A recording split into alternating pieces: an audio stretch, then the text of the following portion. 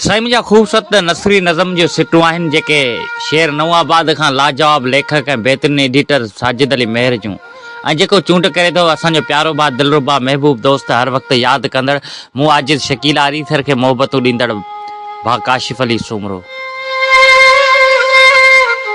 हाज वेठे वेठे ॾखण जे थधनि हवाउनि हीरनि असांखे चार लफ़्ज़ पिरीं जे लाइ लिखण ते मजबूर करे छॾियो हो।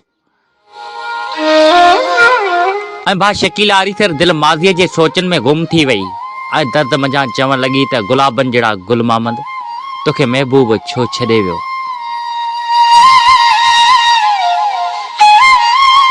तव्हां त हुनखे हीअं जो हार करे पातो हो छो अॼु ॿियनि जे चवण ते आहे लॻो।